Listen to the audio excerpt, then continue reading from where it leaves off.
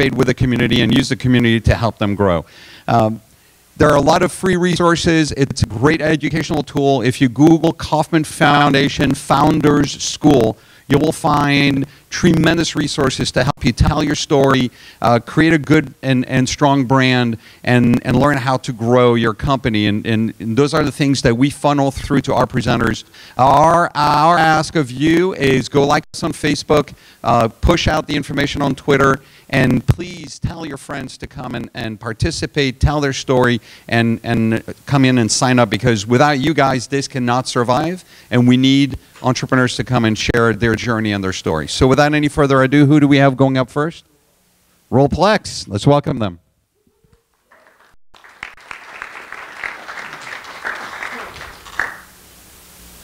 Morning.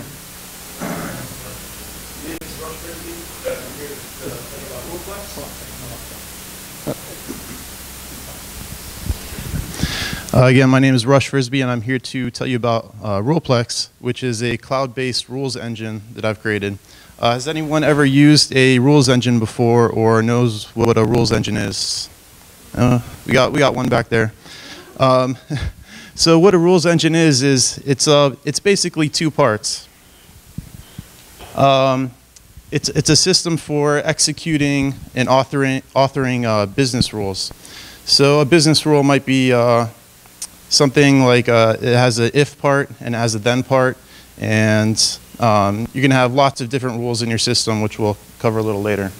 There's two parts to a rules engine. There's a business rules management system, which is the interface that you're going to be working in, building your rules. And there's also an API portion, which is when you have an application that you want to run your business rules from, the API is what you're going to be using to call from your application and get results from the rules engine. So why would you ever use a rules engine? For one, it separates logic from your data and also from implementation. So this makes it easy to organize rules and get a big picture of what's going on. Things aren't hard-coded into your application, and you're able to change them easily. It's a centralization of knowledge, so you've got all of your business logic in one place. It's easy to look over, and it explains complicated problems in a tight package. Rules are grouped into policies, or different systems call them different things, but in RulePlex we call the groupings policies.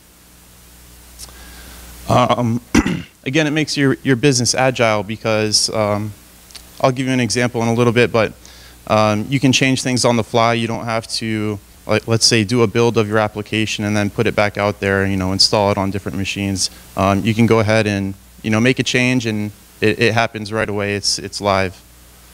It'll log decisions and why they were made. The logic can be reused by many applications. So you've got a single repository of all of your logic, and it can be reused. And it's also got built-in testing. So as you're building your rules, you have test data that you can input into the system, and you can go ahead and run that test data against your rule as you're building it. So here's a good example of where you would use a rules engine.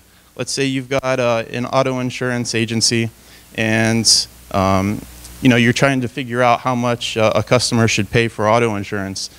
This might be one of your rules. So if your car is red, it's a sports car, and you're between the age of 16 and 25, chances are you might get into an accident or a fender bender or something, and for that reason, you're going to charge that person a premium for their auto insurance.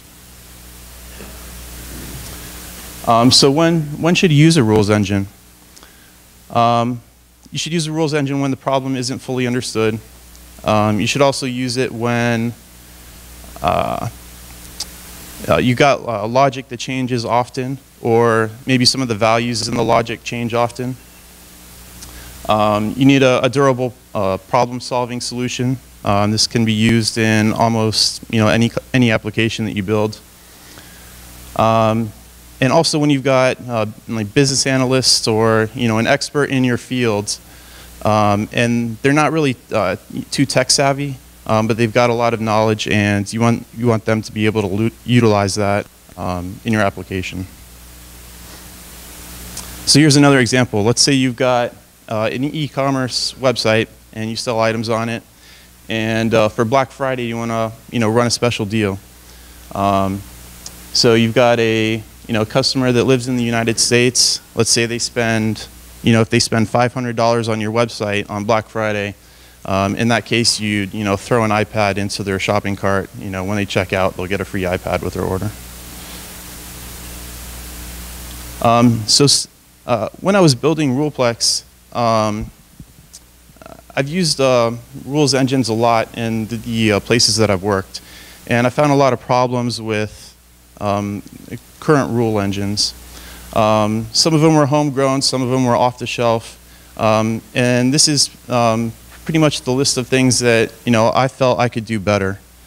So in a lot of rule engines or in business rule management systems, they give you a UI for building rules.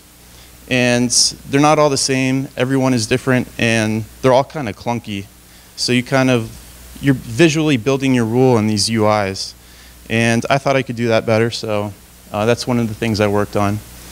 Another thing is licensing models. So traditionally you're buying a license and then paying 20% every year to update your license and keep your software up to date. So I thought that was another area I could do better. A lot of rule engines use weird languages. So I won't mention the name of any, but there's one that uses like a Visual Basic type of syntax, and they have a lot of built-in methods for things that you could just do normally in any programming language. And so a lot of rule engines use this type of, they try and make it simple by using English language type programming language, and a lot of times it's just kind of weird to use. Plus, if you already know a popular programming language, why would you want to learn another one? You just use the one that you already know, right? So some rule engines will hard code things into their engine. You have about 30 seconds to wrap up. Oh, wow. All right. So RulePlex solves these problems in different ways. So we provide simple text boxes for writing rules. We have a subscription model, so you're only paying for what you need every month. We use popular rule languages, so we've got JavaScript. You can write your rules in C#, Visual Basic, and we're going to be adding Python, Ruby, and PHP. So depending on what language you'll be able to use RulePlex and feel comfortable writing your rules. There's no bundling of RulePlex. It's a Rust-based API, and there's no expensive infrastructure. It runs in the cloud, so you're going to be calling that API over the internet. It's all secure. It's great for mobile apps. So if you think of deploying a mobile app to maybe 3 different platforms and then having to wait 3 or 4 days for the app to get approved through an app store, then Rules Engine can really help you there, because you can make a change right away and it'll propagate to all your users immediately. We're going to bring this to a close. All right. So what I'd like everyone to know is just raise your hand if you have any questions, and if you want to throw him a bone and help him finish his presentation, by all means, use your opportunity to do that. So if you raise your hand, I'll bring you the mic, or Alex will bring you the mic. There you go. Can you go up 2 slides? Sure. This one? No, actually just one down. So who is your ideal customer, partner, clients? Right. So my ideal, I'd like to partner with software development shops. If you're a freelance software developer, if you've got a business where you use your own custom created software, or you build software for other people, or commercial products, I'd like to work with you and incorporate RulePlex into your business. If you contact me, I can help you determine where the points in your application are that RulePlex would really be able to benefit you. What does your fee structure look like? My fee structure is based on the number of API calls that you make. So I've got a free model, so if you just want to sign up and write some rules and see how it works, you can go ahead and do that. And then I've got different levels based off of that. Right now it's actually free because I'm in a beta period, so you can run as many, make as many API calls as you want. And once we come out of the beta period, I'm going to be converting those free users into paid users, obviously. The other thing is, when you make an API call, we'll never not process your call because maybe you're over the limit for your subscription. So the point is to always be processing your rules. We don't want to lose clients over, you went over your limit by 500 calls this month or whatever. If we see a trend that's happening, we'll contact you and work something out.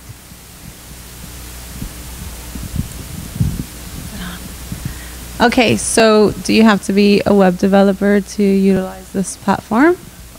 You don't need to be a web developer. A software developer? Someone who knows code crap? You don't have to be a software developer. You can be, like I said, like a business analyst or an expert in your field. And what you'll need is you'll need a software developer to incorporate it into your software. So we can help you with that. We can work with software development shops or individual developers that you've already used before to help you incorporate this into your software. My last question. Sure. Can you grab data from like web-based platforms, or does it only work with software that's installed on a computer? So what you'll be doing is you'll be updating your application so that you're making API calls to our service. And in that request, you'll send all of the data that's needed by the rules that you've created. All that data from a web platform? Right. So you're selling online and all of Right. So if you have an e-commerce website, in your request to our API, you'll send all of the data about a customer, what they ordered, and whatever other information you need by your rules in order to process them and return a result to you. And sure. How many websites are up and running now using the rules engine? Using this rules engine? Well, you said you're in a beta period now. Right. How many people do you have involved with that, trying it out? Right now I've got like 25 users that have signed up. So I found that it's a little hard to market just because not everyone uses a rules engine. Just by the show of hands, to start off, you could see that not very many people are familiar with them. And I found that over the course of my career, I found that only the software development shops that had more experience were using rules engines that were off the shelf, and that other smaller shops they were building rules engines, but they didn't know that they were building a rules engine, if that makes sense. Thank you.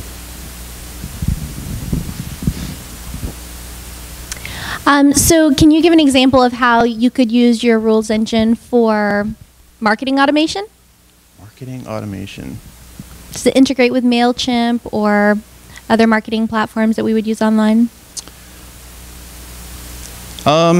We wouldn't interface directly with MailChimp. What you would do is, let's say you have a bunch of data and you want to determine what people to send mail out to. You could send all of that data into RulePlex. It would run your rules, and then it would return to you a subset of those users, that you would want to, target a specific mailing to. So. Question: do you have any support for somebody going into your system and testing rules that they've applied? Do you have like an internal testing feature? Yeah. And do you also have a way to do like batch API calls where you can bundle like 10 calls into one so you don't have to do like 10 round trips. Right. So we do have testing. In the system, you can input all of your test data. And then as you are building your rules, we have a little test runner where you can choose the test data that you want to run against your rule, and it'll show you the results as you're building it. And what was your other question? Okay. Yeah, the batch processing will only process one set of data at a time. So it just depends on how much data you send in your request. And the other thing we'll do is if you specify more than one policy, you can go ahead and run that on all your data. So we do batch processing in a sense, but it's up to you, on what you send in. The one thing is we want you to be building out your policies and rules so that your rules are very tiny. And then you're grouping rules into rules that are similar into policies. That way it gives you a good idea of what's going on in your system, and if you need to go in and change something, it's easy to find and it's kind of self-explanatory. Any others? I have a question for you. How do you secure your platform? In what way is this protected? Oh, that's a good one. So everything runs on HTTPS, our website and our API. We also use a thing called scrypt for securing passwords and stuff like that. So what that does is it requires a certain amount of processing power and a certain amount of memory. So if a hacker is trying to, if for some reason they steal our database, it'll take them a tremendous amount of time or money in order to generate the hash to figure out your password. The other thing we do is we don't store any data. So the data comes in, we process it, and then we send it back out. We don't store any of it. What we do store is metadata about how long it took to run your rule and stuff like that. So we don't store any of your private information. Yeah. So what differentiates your rules engine from open source offerings such as the rules module within Drupal? I'm not familiar with the module you're talking about, but let's say a popular rules engine is called Drules, and it's open source, it's free. The main thing is, a lot of people that use Drules end up buying this huge infrastructure to support it. So you need, a database server, you need OS licenses, you need actual hardware to run it. And just by being in the cloud, we kind of avoid all that. You're making a call over, the web to our cloud platform, and that kind of eliminates that. So, okay. So instead of running on their own infrastructure, they're running on yours. Yep. Second part of the question, how well does RulePlex play with Hadoop and terabyte data sets? With terabyte data sets? Yeah, such as Hadoop, MongoDB, larger data sets. Well, if you're sending a terabyte of data over the internet, I would not suggest that. I'm asking for a company who's looking to use a rules engine on a data set that large. How well do you play with that, or is that not part of your offering yet? Well, it's up to you what you send RulePlex. So ideally, you'd only send the set of data that would apply to a single request. You don't want to send too much data, but you want to send enough so that all your rules are able to be run. If you don't include a piece of data in your rule, we'll come back with an error, and in our response, it'll show you an error message, whether you're missing a piece of data or there was an error like a piece of data wasn't the type that you were looking for. If it was a string instead of a number or something. Okay. Yeah, back there. I've had so many rabbit trails in the last 10 minutes, it's like whatever junk pops up, I'll stir the pot for you. Social architects might be an interesting place to go. There's about 300 on the planet. Basically what they do is they look at large company databases, and then they look for viral networks inside. Their suggestions on all different kinds of levels become critical to the company because they're finding things that the company didn't even know is sitting there, great wealth through those viral networks. That's franchise models. I look at that too. Rules they're great for managing expectations for companies. So this is a manage expectation tool as well. Right. HR directors, to me, I look at that and go, there's another tangent. So I could sit here and just brainstorm with you. But if you want to respond to any of those crazy little ideas. Yeah, so it's a great tool for like decision management, maybe finding certain information about your data that you haven't been able to find yet. It's a good tool for maybe finding that data and then notifying you about certain things.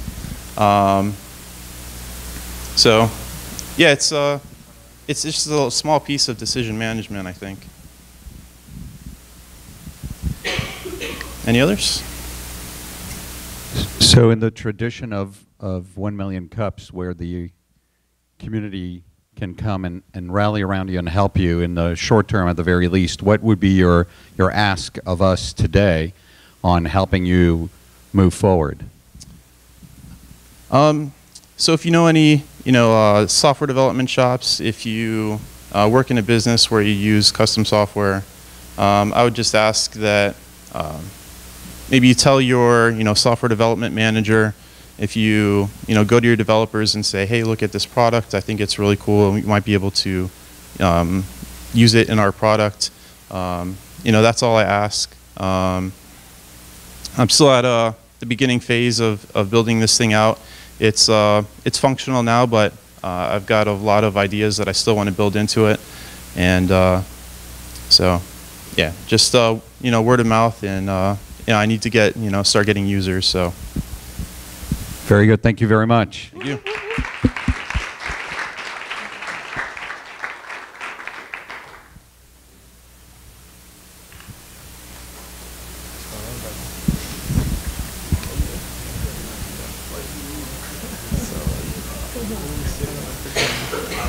So one of our asks here is to be thankful for the sponsors that we have, and one of the ways that we do that is through social media. And behind us on the board, not only do you have the Twitter handles for the organizers here, but also the Twitter handles for our sponsors. And those are Barney's Coffee. Thanks to them, we guys are having awesome coffee this morning. I hope you guys are drinking. If you want to grab a cup, there's plenty more. Help yourselves. Obviously, our landlords, Rollins ENT, the Entrepreneurial Center, have been always gracious and have been hosting us for the past almost 6 months now. And just for you guys to understand, we've grown from 25 to 30 people, and we were originally at Starter Studio and Envy Labs. And then from there we moved to East End Market, where we grew and just burst at the seams in such a short amount of time that just freaked us out and everybody else. And then Rollins said, hey, we got plenty of room. We are guaranteed this spot all the time. So we came here, and that we've been here since. And last but obviously not least, say hello to Rudy with Joycaster. And Rudy is not only an alum of Startup Weekend events, he's also an alum of Starter Studios, where he worked on his awesome new video sharing platform. And if you want to know more about this, ask him, because it's a really cool thing invented here in Orlando, and that thing is going to be big. You want to be his friend now. So go ahead and share some love. And of course, don't forget Eric. For those of you that have arrived late, Eric, stand back up again so I can embarrass you. Come on. I mean, I need to do this. Eric is our cake sponsor. So again, thank you, Eric, for getting us our anniversary cake. So tweet it, share it, and tell the world. Sitting in the back of the room, Shannon, you want to wave your hand, Shannon? So Shannon is putting together an event called Negotiations for Entrepreneurs. Rings the bell, and it's led by an amazing guy by the name of Bill Grimm. And just to give you an idea as to why you guys should go this, about 2.5, 3 years ago, a very successful entrepreneur was talking about his exit on how he sold his company for over $200 million here in Orlando. And the person that interviewed him said, "Can you point out to something in the past that led you to where you are today?" And the gentleman leaned forward into the microphone and said, "I hired Bill Grimm." So for less than what it would have cost you to hire Bill for an hour, you can go and listen to him and learn the arts of negotiations, because he teaches here now and he's holding this. If you want to know more, talk to Shannon and she'll be happy to give you more information about it. A couple other quick things. Orlando Tech Week, how many of you are aware of this? Wow, great. For those of you who don't know, there's an amazing event starting in about 2 weeks here in Orlando. It's going to be jam-packed, starting with Ice Summit and you know, weaving in a bunch of different things along the way. I have a special discount code, and the only place for you guys to go get it is on our Facebook page. So go to our Facebook page, find out about it. I will push it out later, and you guys get a special discount code to attend Orlando Tech Week, which will be phenomenal. And last little housekeeping thing, how many of you have ever heard of the Lean Startup or the Lean Startup Machine? So we're having awesome. So for those of you who don't know, Lean is the new way of launching a business, not in the cheap way, but in the efficient way. Find out what your customer wants before you build it, and then figure out exactly how to make it and market it so the customer will tell you what he or she wants. We'll teach you how to do that. That's October 25th. And if you go to Lean Startup Machine Orlando, you can go today and buy tickets. Put in the code 1,000,000cups Orlando or 1,000,000cups, and you'll get a special almost 50% off discount. But that's going to run out in less than 2 weeks. So go ahead and book it. And now, without any further ado, our next presenter, are you ready? Let's welcome them to the stage.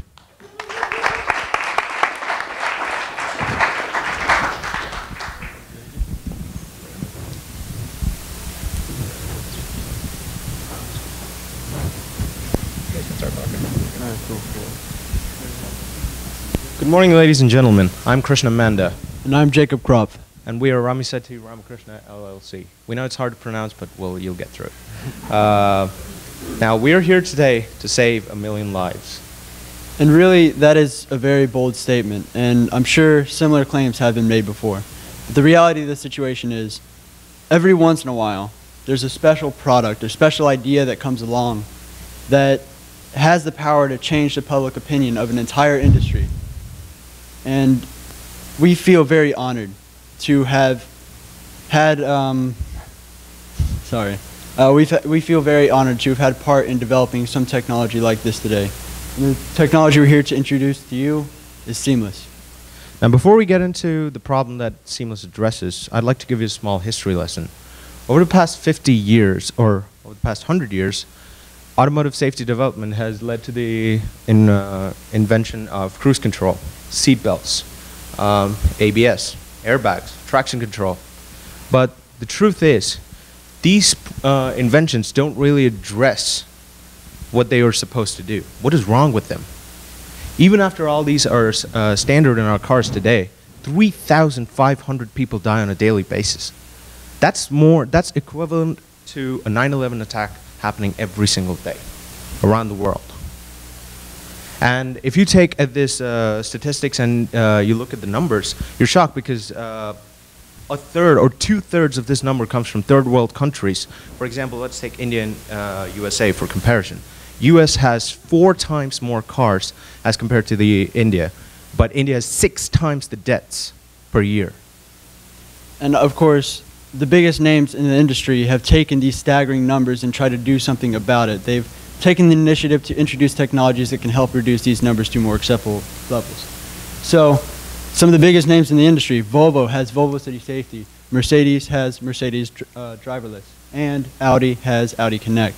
Now, there are many other names in this industry that are producing technologies, putting their own spin on things to be able to address this problem.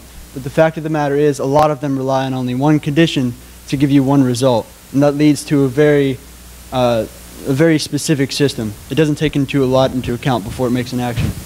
So some of these systems, the leaders, Volvo, Mercedes, and Audi, are trying to take the next step and take more into account before they make an action and risk somebody's life, of course.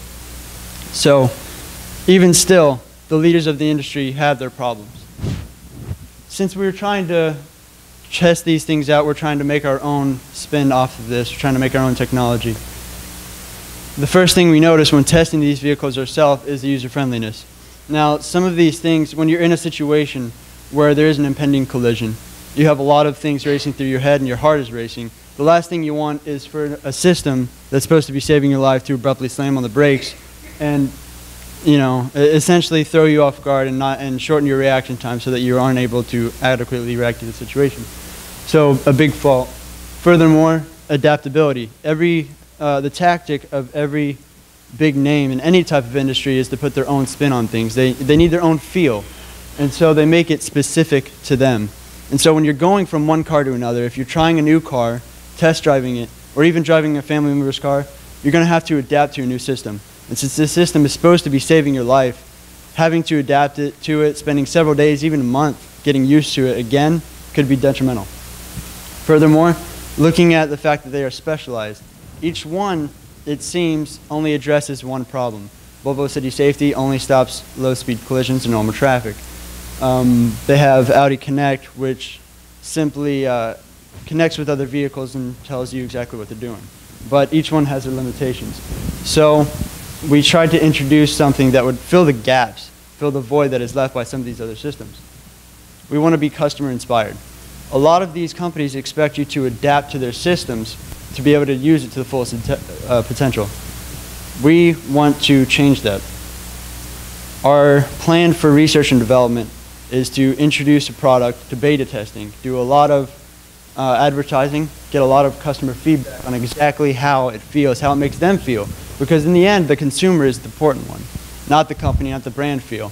We want to have something that feels natural to the consumer. Furthermore, we want to make it universal. We plan to market this to a lot of the companies out there that don't have their own crash avoidance systems.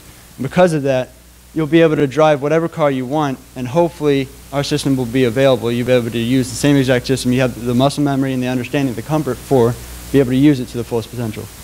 Furthermore, we want to make it versatile. There's no point in buying a system that only has one use. You don't want to have to carry an entire tool belt with you on the road. You want to have one tool. We want to give you the Swiss Army knife of crash avoidance systems so that it can solve any situation, any problem that you have.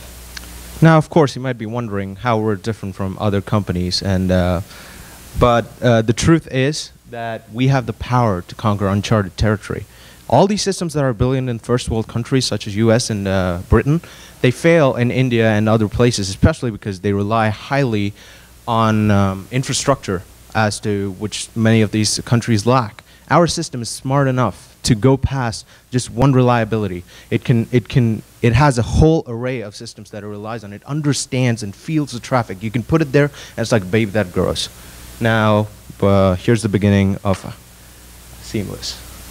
Play it.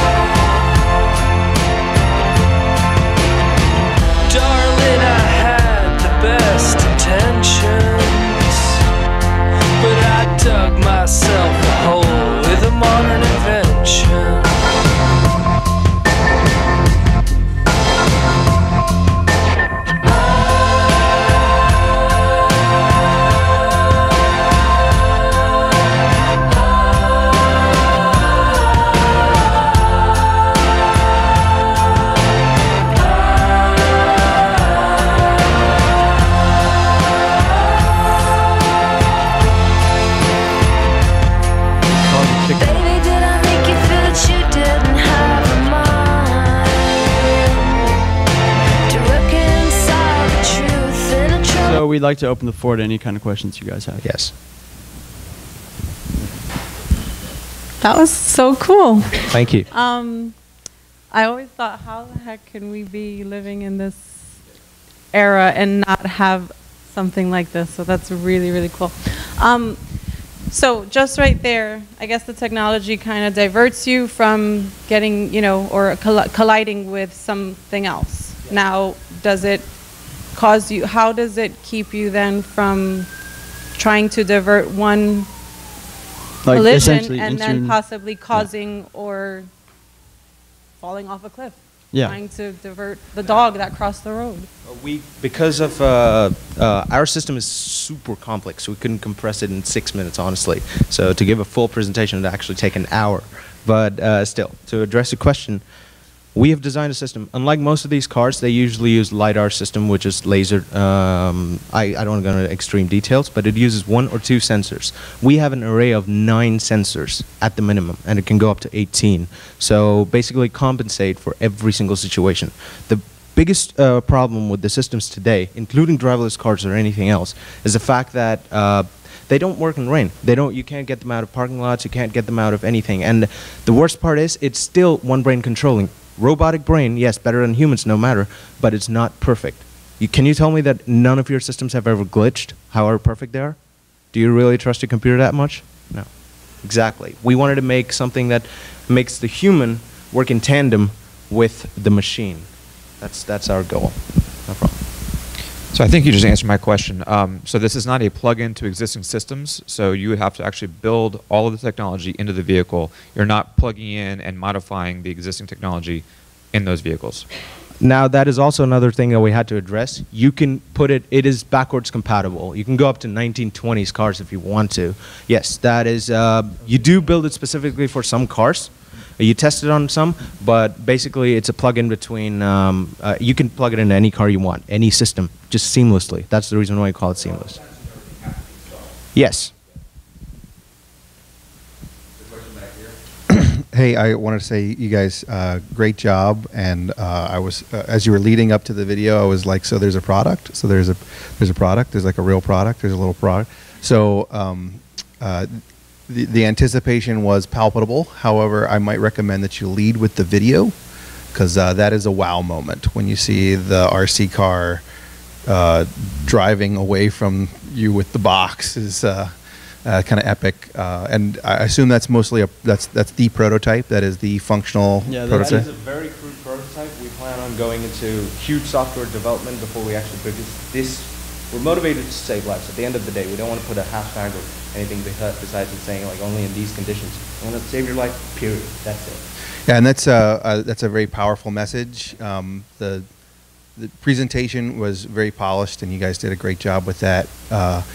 Showing the product a little earlier might help solidify the idea a little better. Yeah. So great job with the video as well, and I would love to see, like some of the other people have started asking, so what does this do when there are other cars that have the same system, or other cars that don't have the same system? I assume if you guys are RC enthusiasts, you probably have a couple of these lying around. It'd be great to see like the traffic pattern that ensues when 15 people enter a roundabout and 4 of them have the device attached. Who survives? Yeah. Well, essentially with this system, what we're trying to do is, of course, we have all of these sensors that look at the environment. They look at what's around them. And so that's able to fill the gaps when it's the only one on the road with that system. But also something unique with this system, we expect to introduce it in coordination with other systems so that it can communicate, tell exactly a time-by-time reference what they are doing at that moment. Are they thinking, is their foot off the gas pedal? Are they starting to turn? Are they flipping their turn signal on? So at this way, the car knows more than any human could know, and it's going to be able to make a better judgment. But at the same time, it's going to allow the human a chance to be able to make whatever decision, whatever correction they need to do. So more efficient when there's a network of cars, and that's our goal, making it universal. But without it in the beginning, we just, we have the finished product. Essentially, it's going to be around the same as every other product out there until networking starts happening. Real quick. Love the video. Lead with the video. After the statement, now the question. Have you thought about reaching out to any of the quadcopter drone companies for smaller application, almost immediate? Because there's more and more and more drones being used for delivery of items, for newscasting, this, that, and the other. If you've got a collision avoidance system, then any person without much training could actually fly the thing, and it could be usable and keep people from dying on the ground when a drone crashes on them. Yes, actually, that wasn't our plan, but to be honest, like we know, we're aerospace engineers, so we know airplanes have a system called as TCAS. I don't know if you've ever heard about it, but when two airplanes are going head to head, they actually they have a lot more freedom than on cars. So they can roll away from each other even if the pilot's asleep. So yeah, I think they might have had something that is covered all the way, something smaller than that is used in them. But if they don't, then yeah, thank you for that. Yeah. There's a question back here. Yes. I'd like to understand more about how you intend to sell the product. Is it an aftermarket add-on that someone installs? Do you sell it to automakers and they build the technology in? How does it work? Good question. We wanted to first partner. The user is the indirect customer for us for now. We want to go and partner with all these major giants because it's the automotive industry. Nobody wants a new person in there, of course. So what we wanted to do was we want to partner with people who don't have their own technology. Audi, Mercedes, and Jaguar, Audi, Mercedes, and Volvo are huge companies. But Jaguar, on the other hand, it's a luxury brand that cannot afford to have their own, say, safety development. So they reach out to third-party people. So we want to go to some brands that don't even have any input, get them on the map, and after that, maybe combat all these people, make some profits, then go to the aftermarket user so that you can, if you have a loved car that you want to keep, then you can always buy our system, partner with mechanics so that they are still employed outside, stuff like that. Thank you. No problem. Oh, yes. So fantastic job. This seems really, really very cool. So well done. My question, though, I guess you kind of answered it, but your, I guess, ultimate goal would be to address the issues in the developing world, correct? Yes, yes. Okay. We're trying to spread across the map. See, a lot of safety technologies are bound by infrastructure, are bound, basically like the street signs, street lights. You're able to see the markings on the road. But in places like India, it's popular to have giant intersections with high volume traffic where there's no stoplight, there's no intersection lines, no nothing. And literally, you're watching it, it's amazing that people aren't, dying every second, to be honest. But yeah, so in places where there's chaos, we're looking to be able to reach out there and actually, put the flag in the uncharted territory, essentially. That's our ultimate goal. Excellent concept, but I have a question. Let's say you have all the sensors on. Yes. But during a situation like an accident, yes, the control is taken over by the system, I guess? The brakes and speed and steering and all that? Yes. Unlike Mercedes and Audi and all these companies, what they do is they kind of make you a driver. They don't make a better driving community, they make better driving cars. So as a person, as a unit, we are going to lose the ability of driving over time. We're going to be shocked when we see, we used to do steering wheels. So what we wanted to do was create a better community of drivers. The system only kicks in. Suppose there's a drunk driver in the opposite lane coming towards you. The first thing that comes into your mind is not to swerve left or right. You're shocked. Within that time, when the system realizes that you can't react at all, and then it kicks in.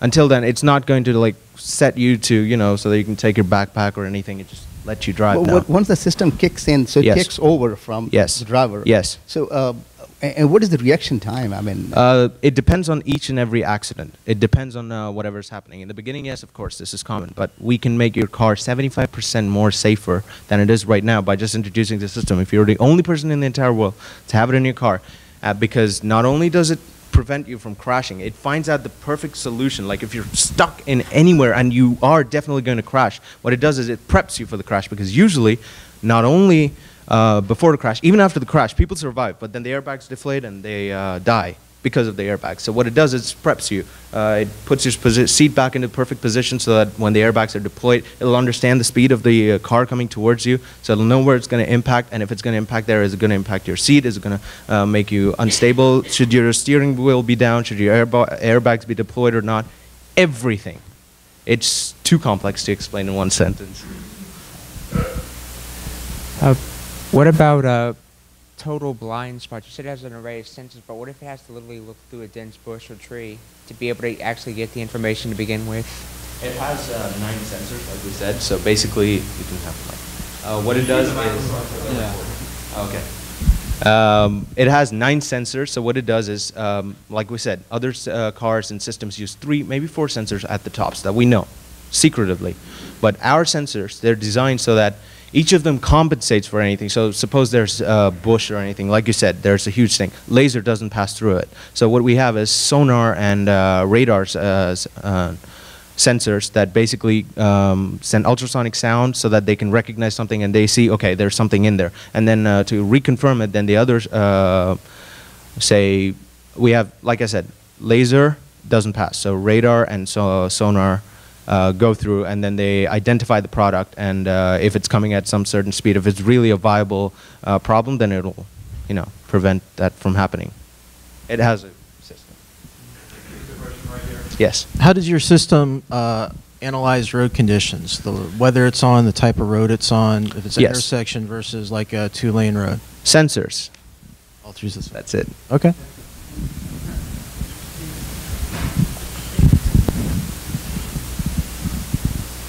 Should I go next? Okay. I love what you guys got. I don't know if a lot of people are aware, but isn't it 2020 that all of our manufacturers are ready now for all vehicles being capable of driving themselves? Driverless cars, yes. Yeah, but that's exactly. huge, like we addressed in the first question. Driverless cars, we don't see a real potential there, at least not for the next 20 years, for one reason. It's not that the manufacturers are not ready to roll out, but just think about this thing for 1 second. A driverless car with an equipped bomb going through a city, how can you detect it? That's a huge problem. That's the reason why many manufacturers are backing off from launching it, because FBI has cases running there. So there's a huge window, at least for 20 years, for that to pass through, for all that to get through. That's why we can have a pretty good set before that. I know that it's still a target date for some, but the question that I have for you is more directed. Have you ever met Brad Okeson? He's come in here before. I'm sure Ron probably knows who he is, but are you smiling? So you know Brad? No. Oh, okay. Because he's already working with them all, because he's doing the remapping of a new type of digital mapping. Yep. It'd be interesting because a lot of the contacts you need, Brad probably has. That's amazing.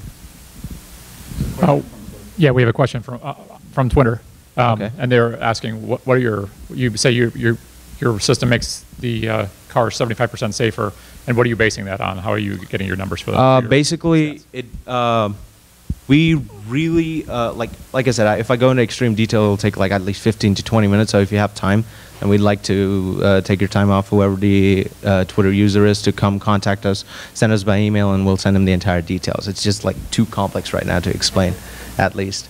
If he wants the technical details, then we can go into it. That's it. We have time for one last question. Excellent job, guys. Are you familiar with a new American car manufacturer scheduled for 2015 out of Louisiana? No. They're called Elio Motors, and I can connect you to the marketing people that would very much like to use your technology, I would guess.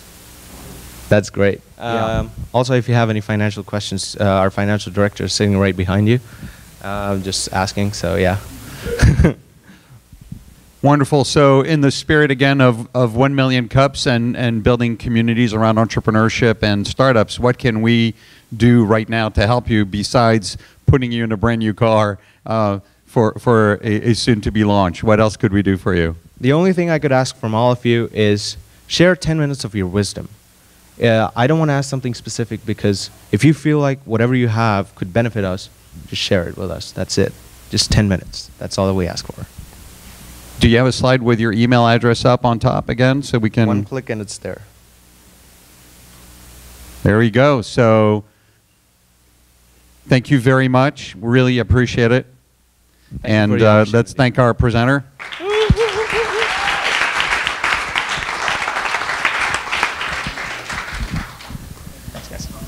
So again, this is the cool thing with 1 million cups. You never know what is being presented. We are truly an agnostic platform for startups and entrepreneurs, and there's everything and anything, and that's the fun part. Please, if you haven't liked us on Facebook, do that. We love new likes. If you haven't signed up for our newsletter, please do that. That way at least you'll know what and who is presenting each week, and that's important for us to be able to continue to communicate. So if we're changing rooms, if we're moving around campus, that's an important thing, so we want you guys to be aware of this. And thank you very much again. See you next week. Actually, I won't see you next week, but the rest of the team will be here. See you next week. And please make sure you take your coffee cups with you. Yep, clean up. please grab your coffee and grab some cake.